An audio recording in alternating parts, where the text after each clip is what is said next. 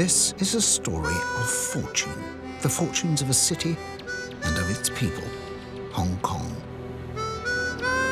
It's one of the most overcrowded, hyperactive cities on Earth. For 200 years, it's been a magnet for people seeking their fortune. Not only Western carpetbaggers, but a much greater number of Chinese people too. Hong Kong looks like a modern, almost futuristic Western city. But beneath the glittering surface are invisible cultural bonds, beliefs and practices that tie Hong Kong not to the West, but to ancient China. Over a typical 24 hours in the life of this city, I want to explore it, to feel its pulse, and to meet the people who make Hong Kong what it is today.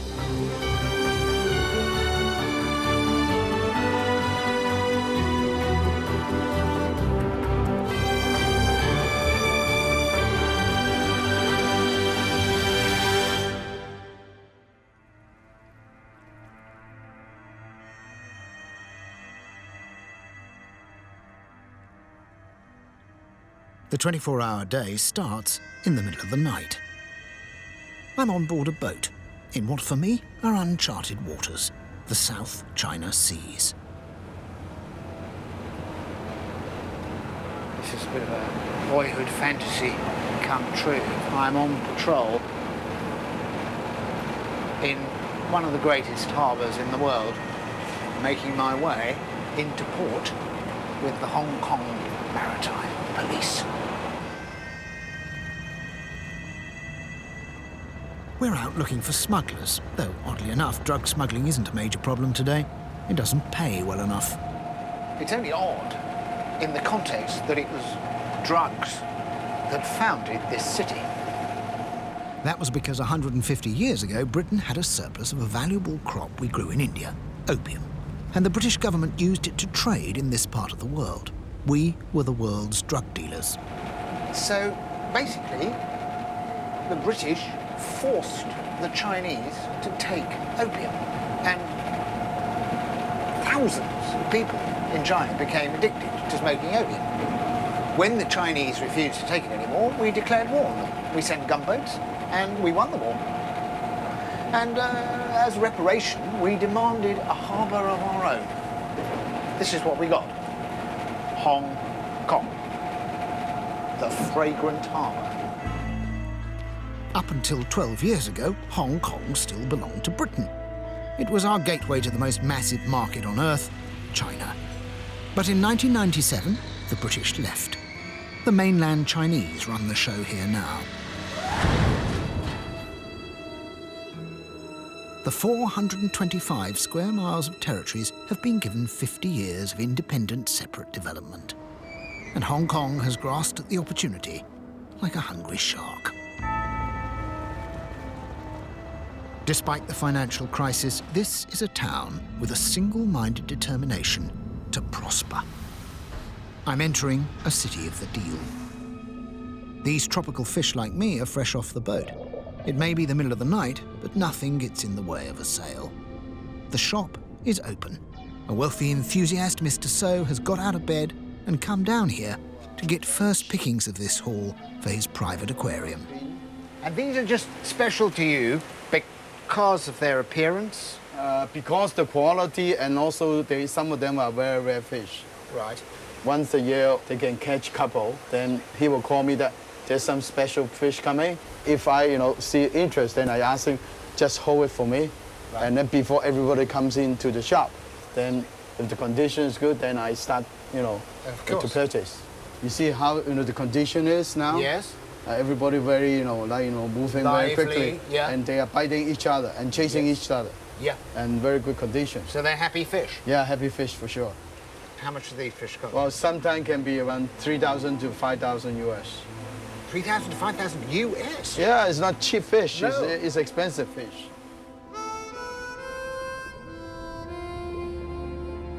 These brightly coloured fish are supposed to bring good fortune to their owners. Destined for rich men's aquariums, it looks like they may end up with more living space than most of the population.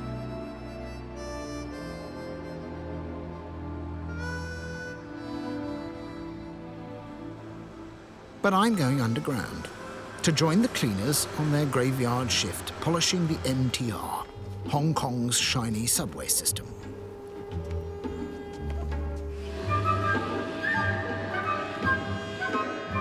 We're prepping it for the day ahead, though the day before hardly seems to have made its mark. The platform is already so gleaming you could eat a spring roll off it, though nobody does eat on this subway. Nobody litters, nobody steps out of line. It's not just the cleaners who are part of the team, so are the passengers. This is Team Hong Kong. This is also one for the Guinness Book of Records, because I am apparently the first Westerner, the first Guilo to ever work on the cleaning team of the MTR. They usually come here to work in Jardines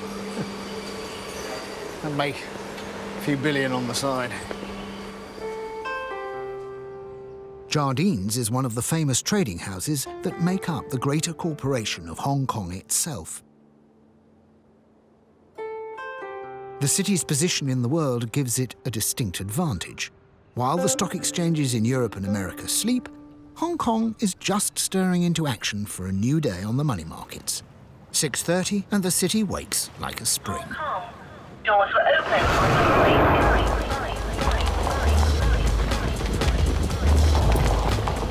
7 million people live on this small island and its adjacent territory.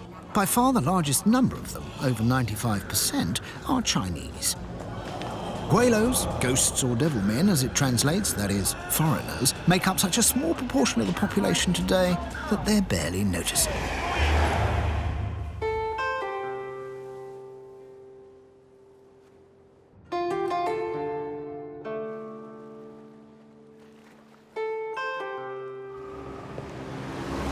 But Hong Kong money markets aren't the only markets opening their shutters for business. I've come to Hong Kong's bird market to assist Mr. Chan setting out his stall for the day. Fish, birds, people.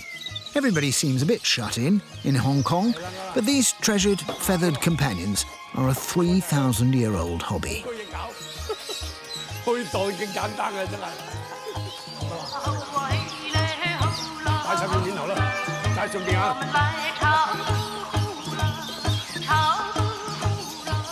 Hong Kong resident Kim has kept birds all his life.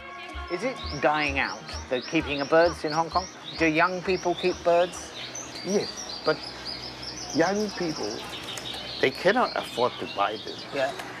For a month of grasshoppers and everything, it cost me about 800. How many grasshoppers will he eat? At the moment, I feed them 20. 20. Yes, but these are soft ones. When time comes, then I have to feed them 40 a day, you know. 40 a day? It's a 40 a day habit. This is an expensive bird to keep. More expensive than a dog. More expensive than a human. Once, a Chinese gentleman like Kim would have taken his bird to a cafe to meet or even to fight with other birds while he drank tea and talked business. There's not a lot of time for that today, but it would be quite wrong to think that Chinese culture is some sort of quaint antique. It bubbles through the middle of this modern city.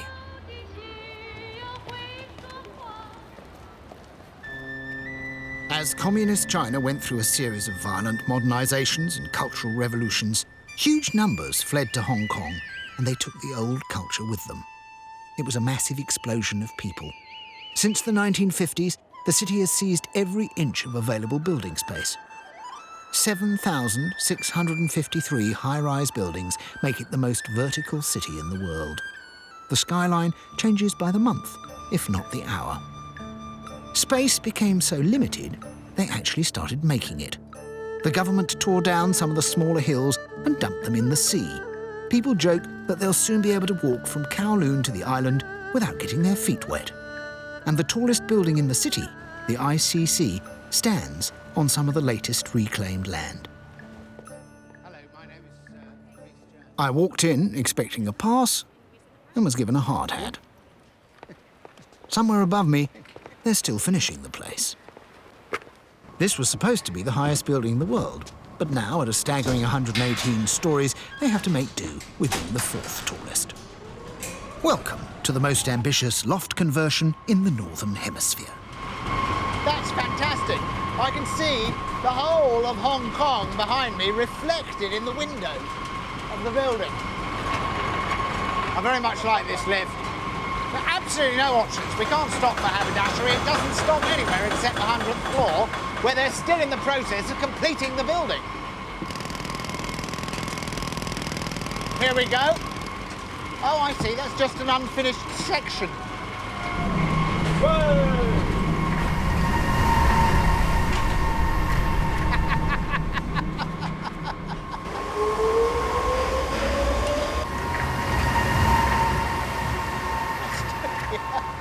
We're stood here and these things are passing by, like express trains, carrying workers and materials up to finish off this monstrous place. Monstrous! We're infeasibly high up here. It's like being suspended at aeroplane height above Hong Kong. What's absolutely extraordinary, there's been quite a lot of debate about this building because it's supposed to be built in harmony with the surroundings. It's a very important part of its architectural processes, but nobody has questioned the harmoniousness of building something which is just so huge.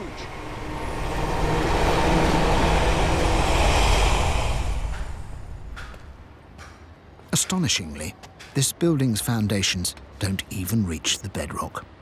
1,590 feet of construction is supported by massive artificial pilings.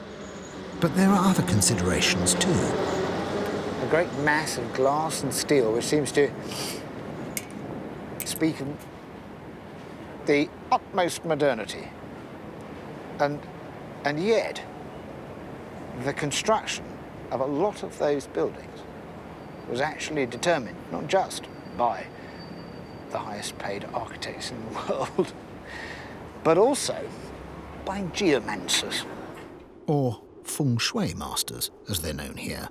Theirs is the pursuit of a cosmic harmony, and it's been practiced in China for more than 3,500 years. More recently, when the architect Norman Foster submitted his design for this skyscraper, the HSBC Bank, the most expensive building project of its day, they called in a Feng Shui master who used his powers of geomancy to make sure that the building was in harmony with the mountains and the sea, the water and the wind, and the dragons, obviously. I wonder what Norman Foster thought when the master insisted that the position of the 2 longest freestanding escalators in the world had to be adjusted and the building's entrance raised up on stilts. And why? Well, for obvious reasons, which is to allow the spirits of the dragons to come through and be able to drink in the sea. In modern Hong Kong, no business can ignore the ancient practice of cosmic harmony, because if your building doesn't have good feng shui, you'll have no customers. This ship does have lots of customers. It's a thriving restaurant business. It may be concreted to dry land and may be going nowhere, but I was assured its feng shui is tip-top.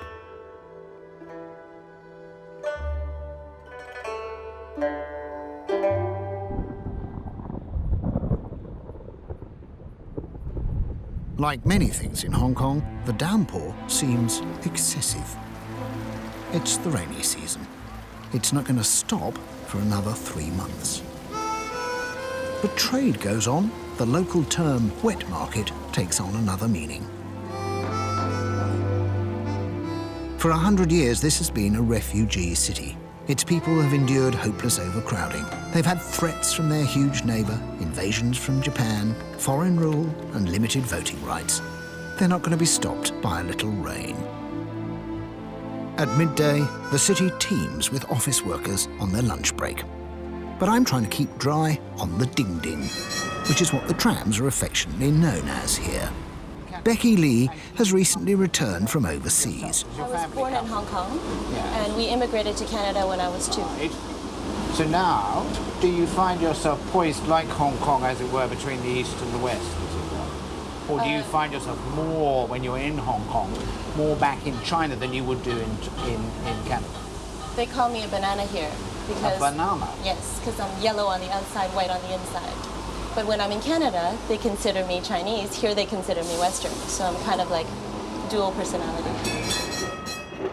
Becky gave me her perspective on Chinese good fortune and superstition.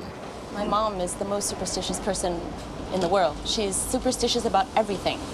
So it was very much built into me. She would never have a phone number or an address or live somewhere with the number 4, because 4 in Chinese means death. So if we were given a phone number that had the number 4, she'd change it with the operator. We wouldn't live on the 4th floor or the 14th floor. We would have all kinds of Chinese items that we would place around the house so that we'd have good Feng Shui, so that we'd have positive energy flowing in the house. See here? That is also a symbol. It's like a dragon/lion. You'll find that in front of a lot of banks to protect the wealth. When it's Chinese New Year, you do say Happy Chinese New Year, but mostly you say 恭喜发财, like congratulations, hope you make more money this year. But this is not some mild hocus-pocus.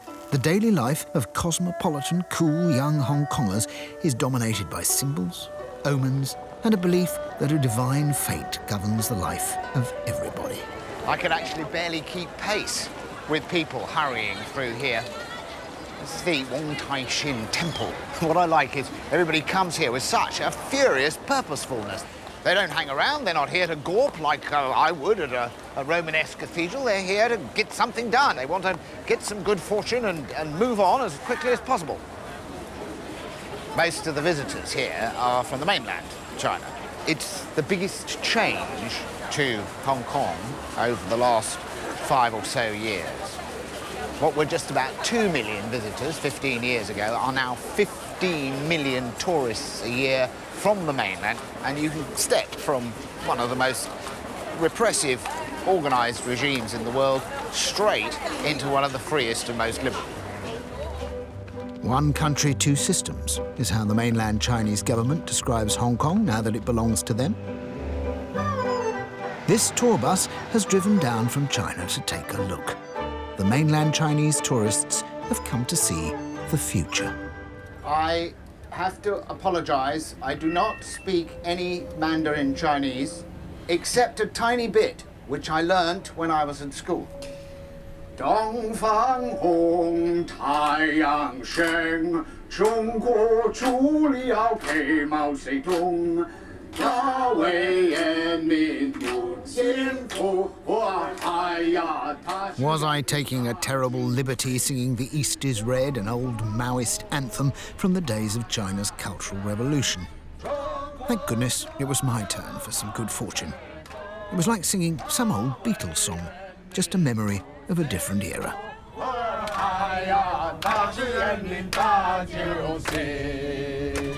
Thank you very much, ladies and gentlemen.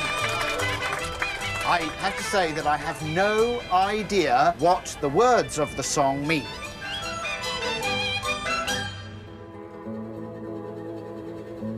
Oddly enough, a lot of Hong Kongers would understand little more of that song than I do. Here, people speak Cantonese Chinese and the song's in Mandarin, the language of the mainland. But now that the mainland is in charge, Hong Kongers need to learn Mandarin too. Today, school children are under pressure to communicate in a variety of languages: Cantonese, Mandarin, English, and the one entirely foreign to me, numbers.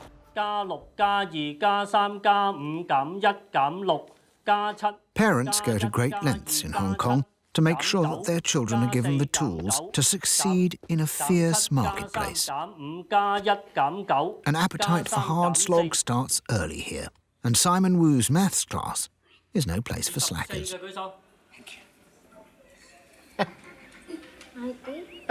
好，再嚟準備開始。 24, you're right. 嗱，一題快啦，一嚟開始，準備，準備。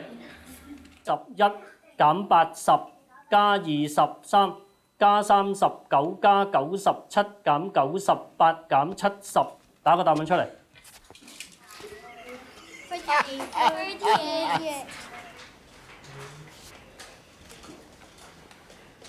42 is 好，寫個答案出嚟。 3, 8 minus 3 is 5, plus 2 is 7, minus 1 is 6. 94. 94. 94. 94, okay, thanks. 95 plus 95 minus this is 104 minus 88 is 70, 100. Wait a minute. 好， 9 plus. 寫個答案出嚟。 89. 89. Okay, 89. Simon, the inspiring teacher who pioneered this method of mental arithmetic, has discovered what I've always known, that maths isn't my strong suit. Rescuing me from further humiliation, Simon lends me his calculator and a list of the numbers so that I can have some advantage over the class. 96減38加97減82減12，做呢個數。好，幾多？61，開始準備。95減30減58加64減10。 No, it's absolutely no good. Even with a calculator and the numbers in front of me, I was left far behind the children who were doing the sums in their head. I want to start by saying that's like a miracle. That's an incredible thing to see. In Hong Kong schools, is there a lot of pressure for children to succeed? Yeah. The pressure very. Yes. Yeah. The parents, the pressure so Yes. very hard. So are these children the children of rich parents? Yeah. Some boys and children is the family. If no money to play, I will free of charge. You will do this free of charge? Yes. It's free of charge, and free of charge. Simon explains that these are not particularly gifted children. Anyone can master his method of visualizing numbers. Even I could learn. But first, the children would have to show me how the abacus works. And then it's 2, 3, 4, and then 5. 1, 2, 3, 4, 5. We start here on the third one in. Yeah. Yeah. Why is that? This is cents. Yes, that's cents. This is dollars. And this is dollars. Yes. Yes, I see. The children's appetite for numbers, I now realise, was not so much out of love for maths as preparation for their future as financial whiz-kids. And here they were, learning to harness their minds like high-speed computers by using the most ancient of tools, the 5,000-year-old abacus. So you begin by doing the calculations on the abacus. And then how do you make it in your mind? Look like your head has a finger, and then you do that, and then you will have an answer to your heart. But how do you go so quickly? You look like sleepy, but you don't sleepy, and then you will see an abacus in your head. So you see it in your head? Yes. Yeah. You see the abacus in your head. A bad bout of Madonna-itis took hold. I had to repress an urge to take young Bosco home. He'd fix my tax returns in a second. Go. 296.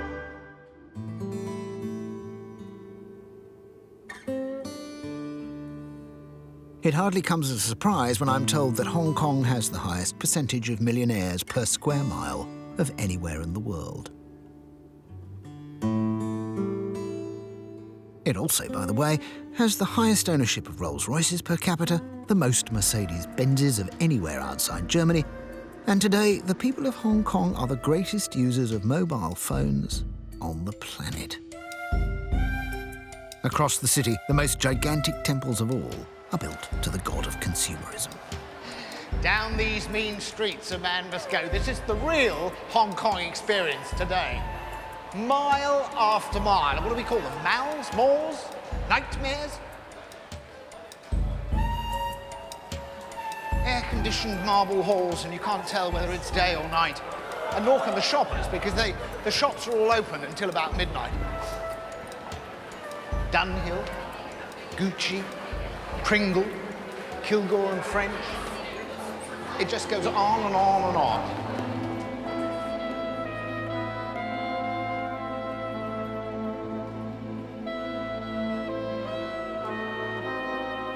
When I was growing up, half my toys bore the label Made in Hong Kong. This was an island of factories, and it's still a can-do city.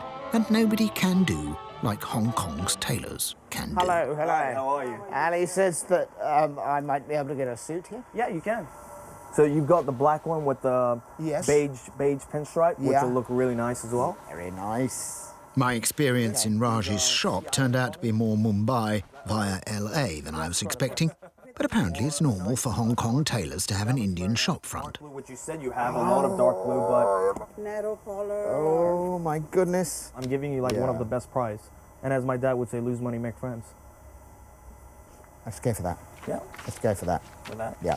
And you can do it by 5 o'clock. Yeah, I'll get it done by 5 o'clock, 3,000. Amazingly, last orders can be as late as 2 p.m. for a same-day suit. All right. Raj insisted his cutter, a Hong Kong maestro called Ronaldo, would have it ready in time. How many suits will you make in a day?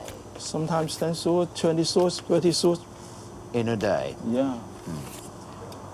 This is magical because I can see the shape of my suit Like you see? emerging from it, yes. This is the front part, belly button. Yeah, this is the lower pocket. And this is your shoulder. Okay. Your chest. Yes. Yeah, your waist. Yeah.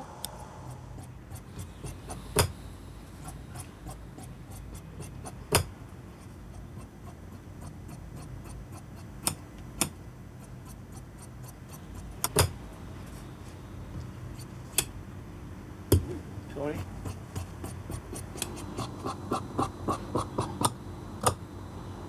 Well, that's a brilliant thing.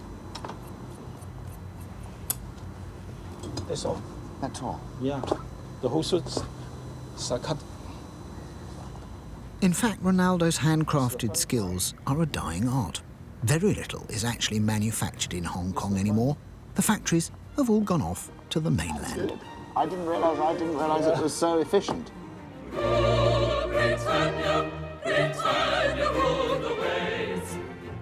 On the 30th of June 1997, Prince Charles and Chris Patten waved goodbye and sailed away on the royal yacht Britannia.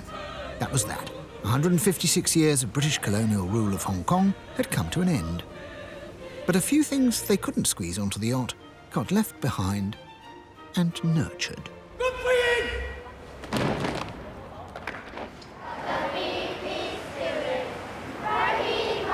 So, Bernard, everything is done in English, is it?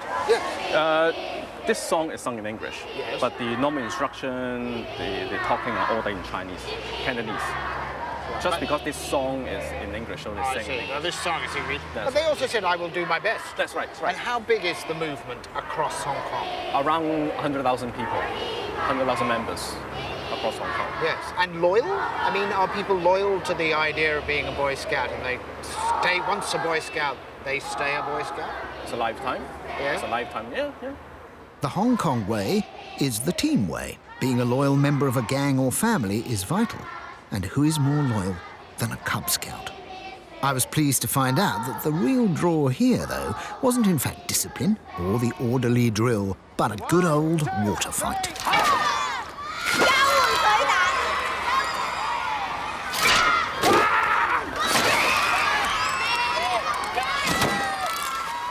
But there are slight differences. Bernard told me that the Hong Kong Scouts have their command centre in the city's Kowloon district. A symbol of the way that Hong Kong takes what it likes and improves it.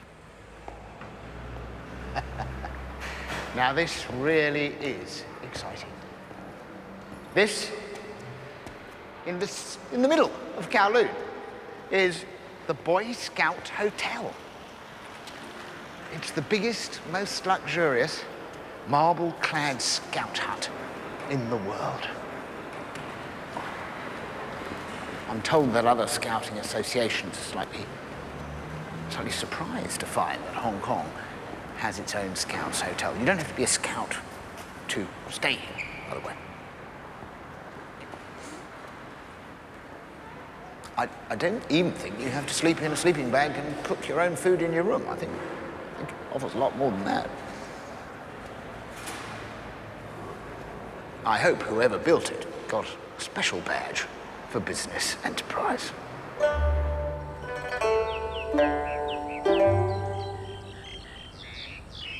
For 100 years, Western bosses lived segregated lives in lofty villas up on the peak. The steep, jungle-clad mountain overlooks the city and was known as a Little England in the Eastern Seas. I'm on my way to visit one of the few Europeans who still lives up here. We're on the Peak Road now, making our way across the Peak Bridge, what's charmingly described in my hand-drawn map as a flyover. Well, that's the flyover done with. Flyover, my arse. So, we're going over the little bridge, down here. Sure. We come to Vivian Court. King's Court. Mount Kennet Road. You could be in Bournemouth. Here we are, number 57. Here's the garage. And a turntable. Do you think there's a turntable for turning your car around? No, it must be a water system.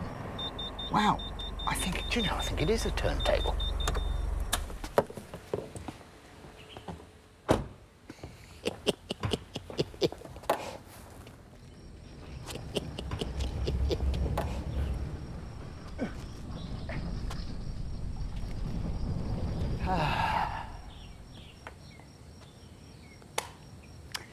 Want one of those?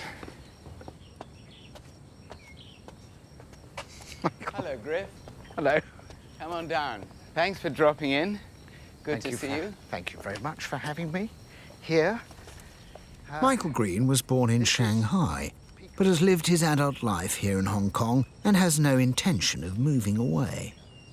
Do you think of yourself as a citizen of Hong Kong now? Do you know nobody who is not racially Chinese can? I view myself as a guest in Hong Kong. A welcome guest, a permanent guest, but not a national. Up here on the peak, where you live, Yeah. This is the area where people traditionally aspired to live. In the very early days of Hong Kong, Westerners only were allowed to live on the peak. And now, of course, anyone can come. But it's expensive. Property is extremely expensive. This is a city of money, is it? Yes, absolutely. It makes Hong Kong go round. I've said Hong Kong is not one of the richest cities in the world. It is the richest city in the world. They're low taxes, enormously wealthy families, and it makes me smile when Forbes publishes the richest list. They get it so far wrong for the Hong Kong people. I mean... But because you know the money is here. I know that those chaps on the list have got about 5 or 10 times as much as Mr. Forbes thinks they have. Now, there's an interesting thing here. What do people do with their money? It is the work ethic. They use their money to make more money. That's Hong Kong. Money and wealth. The same thorny old topic up on the peak as down on the levels. Of course, you can't take it with you. But in Hong Kong, material goods can be forwarded to you in the afterlife. There's a thriving industry here in what I can only describe as supermarkets for the dead. This shop sells perfectly made paper replicas of household goods. It's a scuba gear. They're very beautiful, some of these things. And they're all items that you burn as offerings for your departed loved ones. The afterlife, it seems, is a place where consumerism still reigns. I'm sorry, I don't mean it. The cakes here look absolutely delicious. Look at these chocolate sprinkles.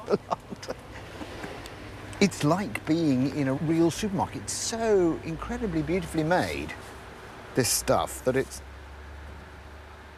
difficult to believe that it's all going to go up in flames. The other thing that people are very, very fond of is a little bit of cognac. We have Hades cognac. But there's a bit of a kick on that, eh? I imagine this is mostly a solution to a lot of problems, though. Money. Enough to by a couple of skyscrapers here. Obviously, what you're trying to do is provide whatever Granny was partial to. There's no point in giving her dumplings if she never ate dumplings. Or perhaps she was more fond of expensive abalone or wonderful wrapped rice. But if Granny was inclined to be a little bit, take her meals a little bit less seriously, then there's a big container. Oh, no!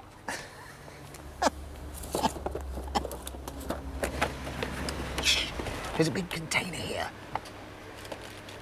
I've just knocked over the shaving kit, female shaving kit.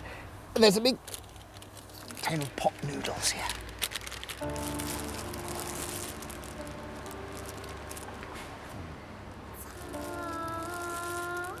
Perfect old lady's umbrella made of paper. And actually, I have to say, there is something funny here. I came and I did find it amusing, but the more you look, there's also something a lot deeper here, because it's not just about consumerism, it's about creating a picture of a character, of the things they liked, of their aspirations in life, and offering it to them.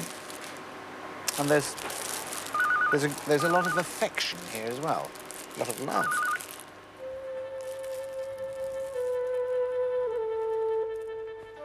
But in fact, spiritual prosperity is as vital in Hong Kong as amassing wealth, consumer goods, and making a fortune here on Earth.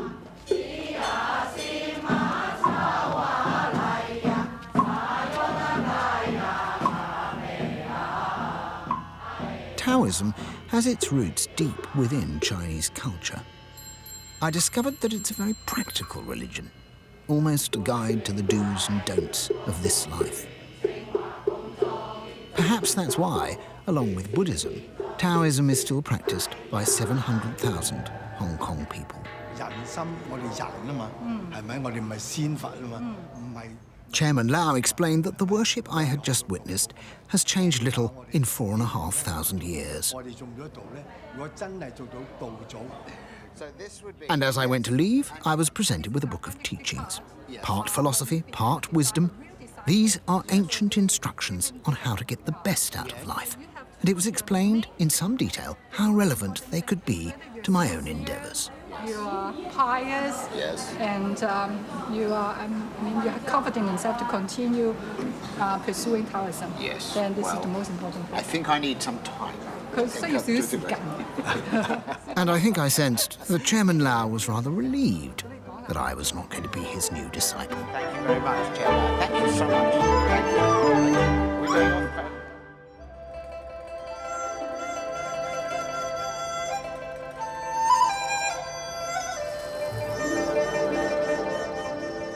This is actually the time when the waterfront takes on this extraordinary, mystic, monochromatic quality.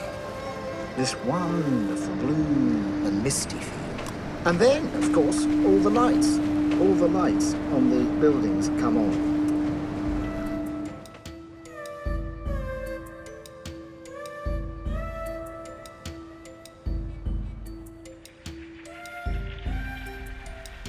As a foreign visitor in Hong Kong, I feel I'm doomed to be an eternal onlooker. All those lives going on behind all that plate glass. The biggest, most cohesive team in Chinese life is the family. It's hard for an outsider to penetrate. But every week, the Chans, a family of shopkeepers from Kowloon, gather together for dinner. And with more than 30 mouths to feed, they insisted one more wouldn't make much difference. Hi. Yeah. I have to be careful if I say hi. Oh, yes, yeah. yes, this one, exactly. Lily Chan tutored me on the nuances of Cantonese. Not a simple task, as the language at times needs to be sung to make proper sense. Okay, and what about that's lei ho is hello? And I told the Chans that at home my own family only got together like this on special occasions. Clearly, they felt sorry for me, and to cheer me up, they began a Chinese cover version of an old familiar song.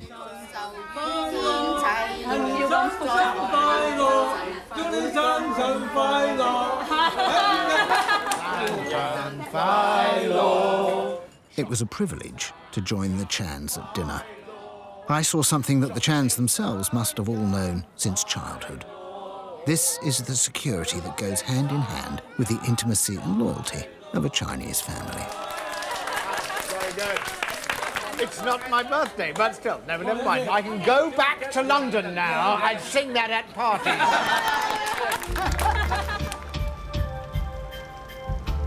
The suit I'd watched being cut earlier was stitched and ready in the nick of time. Where I was going, I needed something smart and just a little bit flash. The night races at Happy Valley bring together all of Hong Kong society. Gambling on the horses is a Hong Kong passion. It's been going on here in what is now the heart of the city for more than 160 years.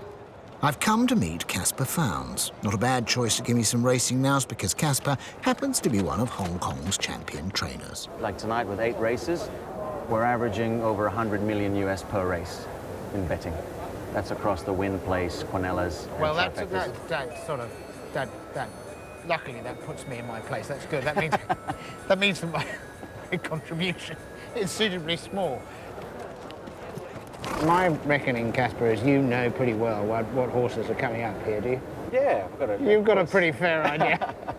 Like to think so. You are the best person I could possibly find. You apart from training there, you know all the other trainers and all the other horses. We know them all, but that doesn't give us the edge. We're still very competitive. And So how is Achilles going to do tonight? yeah, he's got to run well. I just thought number 4 is very hard to beat, and I see myself running in the first 3. So with a bit of luck, hopefully we can win it. A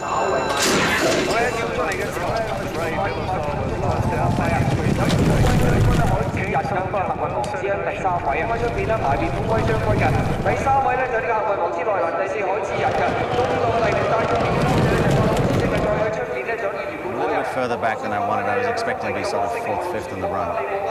So I'm 8th. Need a bit of luck now. Is he coming through?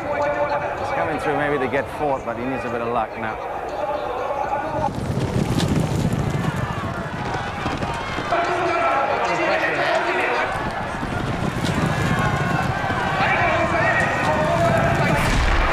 Just behind him, no good.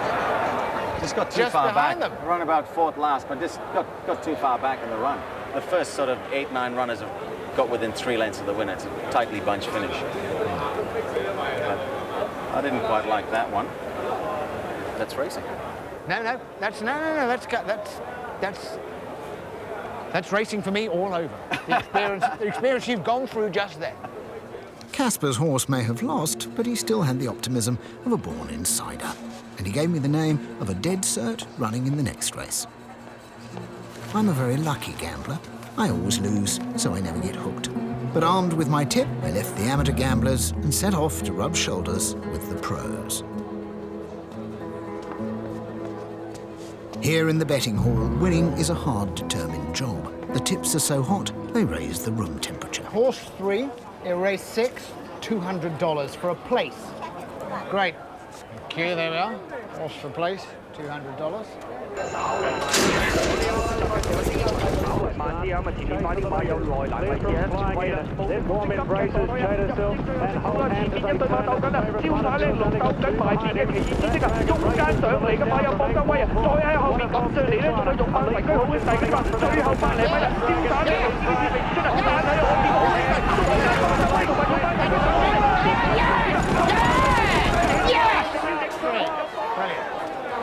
There we go.